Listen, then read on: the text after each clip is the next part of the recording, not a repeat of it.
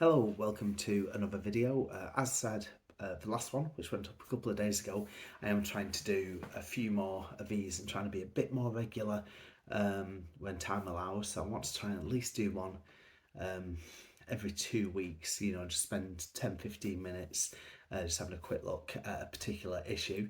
Not really been any other editions. We have a couple of what's called special reserve turned up, so at some point I will do a video on those.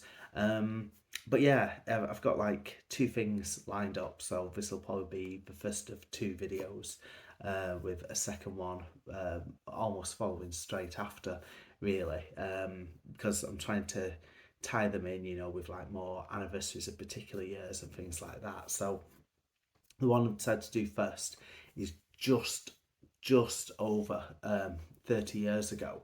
It's the last issue of Game Zone, or Nintendo Game Zone as it was called as well for a while. They did lose the Nintendo in the title, probably for the last few issues. So this is something I've had in my collection a bit. It's a bit battered and worn, but this is issue 18 from dated April 1994.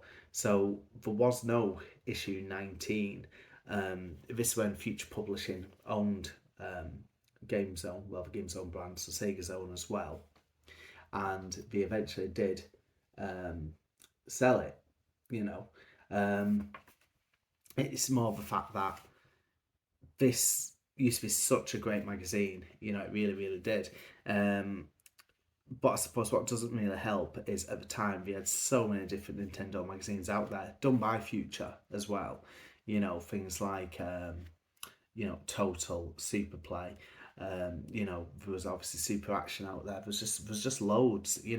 So some magazines, did fade away, and this was one of them. So what I did find out, and this was when I go back through my emails, this must have been about 8 years ago, with Simon Crane, who worked on this magazine, as well as many others. He said they did start issue 19, but because it got cancelled by Future, it never actually came out. So I don't know if he'd still have the odd pages knocking about, maybe probably on an old computer somewhere.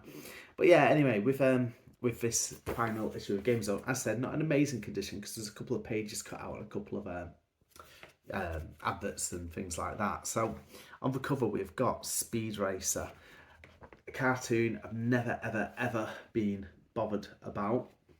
That's like the main story, and then a feature on why so many cartoon games are duff, and then also a look at FIFA on the SNES. So it starts off with good intentions.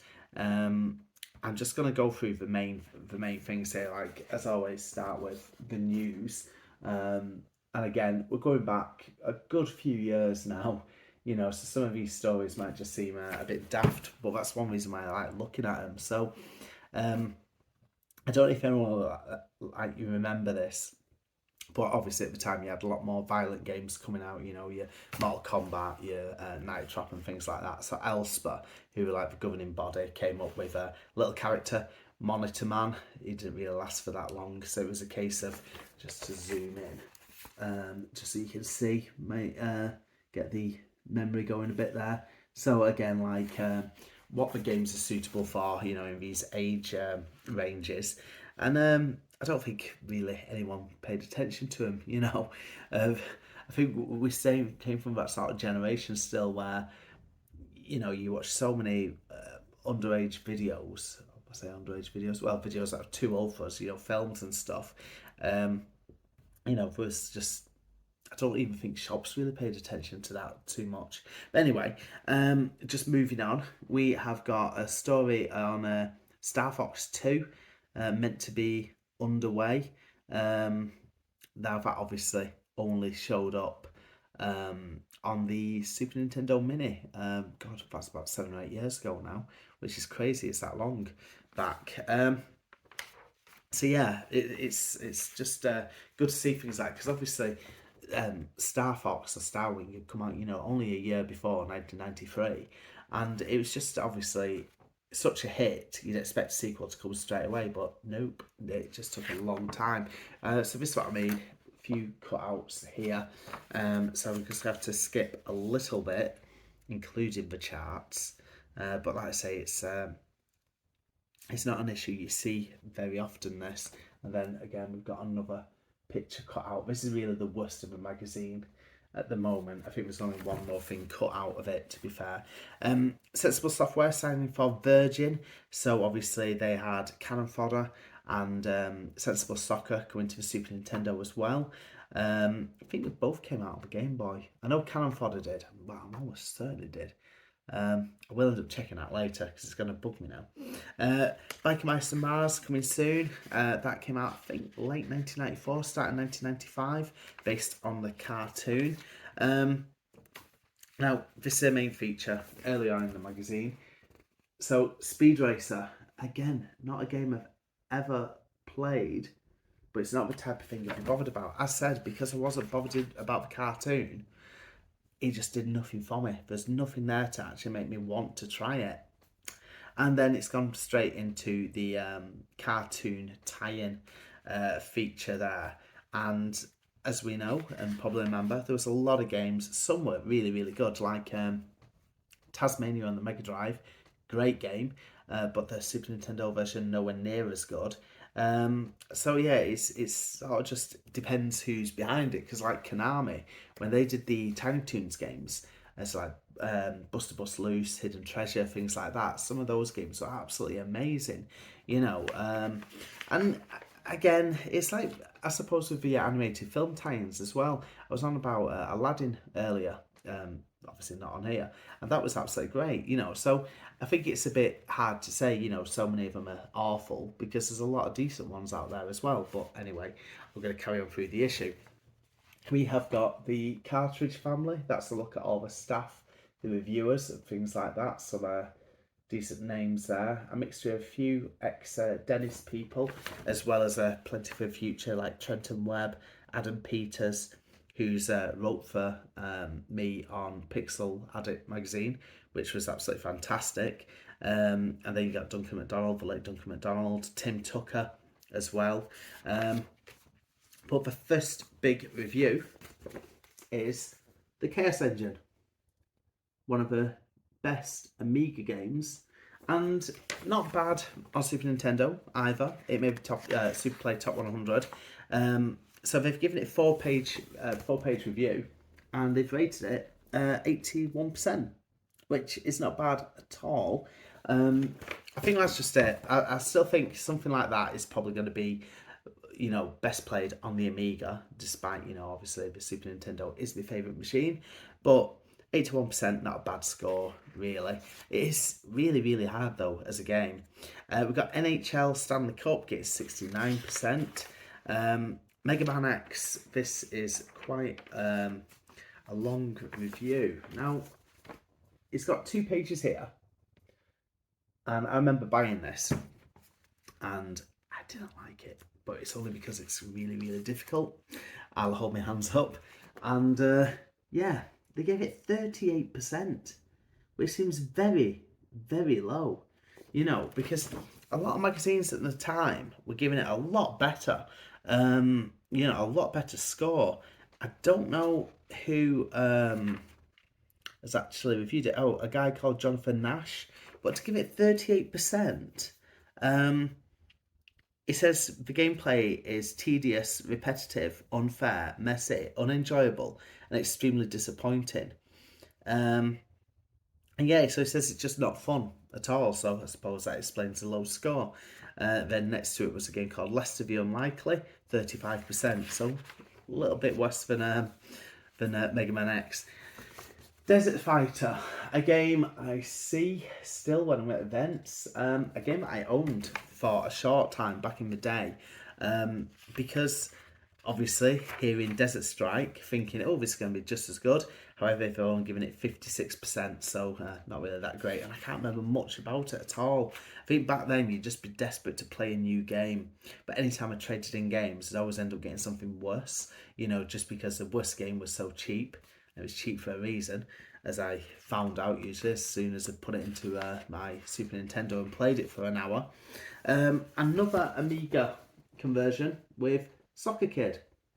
Now, this is leading into World Cup 94.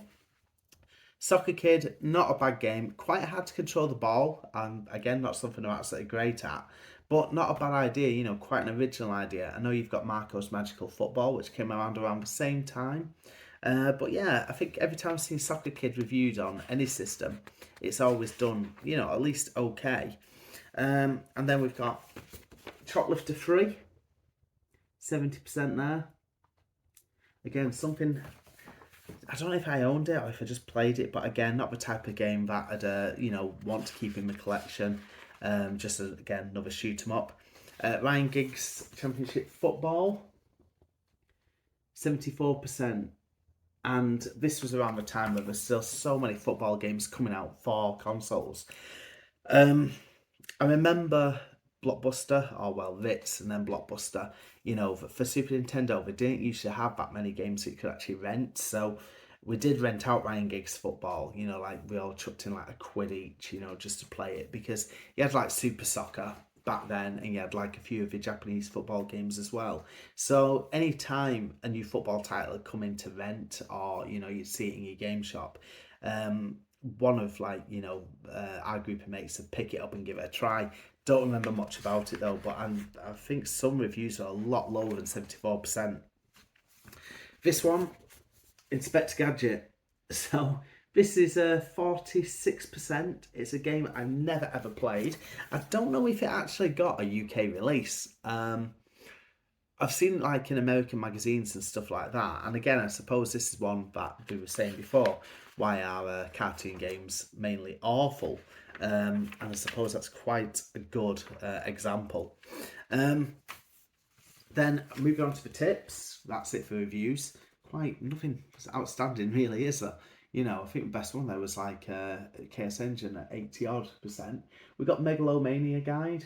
Never played it on Super Nintendo. Played it on Mega Drive. Played it on ST and Amiga. And it's also on Antstream as well, the gaming service. So yeah, it's one that I still like, you know. And then we've got a guide for Flashback, well, part 3. It's always surprising when I see things like this, because all the levels are being mapped out, right? And they're obviously giving it like 4 pages or whatever. And you get through that part of the game, and then, you know, you just got to hope you can get through the next part of the game before, you know, the next issue comes out. I suppose the only time where it's not been too much of a problem was I remember playing Another World back in 1991, and Games X, the weekly magazine, one of my favourites, were doing a guide, and we'd just give like, you know, 2 page spread, quickly trying to get you through the game, and that wasn't too bad. You know, I could wait a week, and sometimes even get a bit further without the help of a guide. So yeah, winning. And then we've got Wolfenstein 3D. Now this is a game that I did buy. I remember getting it from a game shop in Hindley many years ago before I moved down here. And that game now sells about £100, which really surprises me because it's not amazing on a Super Nintendo. And then I'm not going to hold this one up, but Cool Spot, some tips for that. Again, that's another game that I have owned and own again because it's in the Super Play Top 100. And there's not too much left in it. There's a little bit of a cutout here, so I can't show the entire page. But it's looking at sound in games. So a bit of a feature just to almost wrap up this last issue. We've also got, oh my god, a Bubsy the Bobcat book. So I'll just quickly zoom into that. So this is looking at different gaming books. So Bubsy, Super Empire Strikes Back, Official Game Secrets, and Mortal Kombat. So a few there, and Super Nintendo Game Strategies. And what else? A chance to subscribe to Game Zone. I don't know what they'll have done I mean, when I speak to, say, Mark Jowett from Sega Mags, anytime he's had a subscription and the magazine's ended, they moved him over to something else. You know, like when Games Master ended, I think they said he moved him on to official PlayStation magazine. So yeah, it's I don't know what they'll have done. Maybe moved him over to Games Master, or maybe Super Play, because that's obviously the other future Super Nintendo magazine, you know, or Total, you know. So there's quite a few options, especially with Game Zone being a multi-format. Well, it says maximum SNES, but there is a little bit, you know, like the NES charts and Game Boy and stuff. And then we've got a preview here for Jungle Book, a game that I own again. Quite hard, not Lion King hard, but not, you know, not too bad. Preview of Yoshi's Cookie, Lemmings 2, and Excalibur 2097. So nothing really amazing. Oh, but actually, if we do get to this, FIFA on the SNES, which was really good again at the time. You can use the multi-tap as well, so you know you can have more than 2 players. And yeah, oh, here we go. There's your Game Boy content. Not much. 1 page, the back pocket. So just a couple of small mini reviews. So it was only 92 pages. This an advert there for a special reserve at the end as well. So 92 pages. So nothing amazing in that. But I don't know. I suppose they can only cover, you know, what they actually get sent. But I just wanted to have a quick look at that. Just over 30 years ago. So there we go. That was the final issue of Game Zone, which had been going, 12 issues of the original one, and then 18 issues of the Nintendo one. As said, the Sega one did last for a little bit longer. I think it had another 1 or 2 issues at Future, Sega Zone that is. And then it got sold to Maverick, and then they did their usual sports special, this special, whatever. In fact, it says there issue 19 was meant to be a sports special, but that never actually happened. Anyway, keep your eyes out for another video. Thank you for watching, and speak to you soon. Bye bye.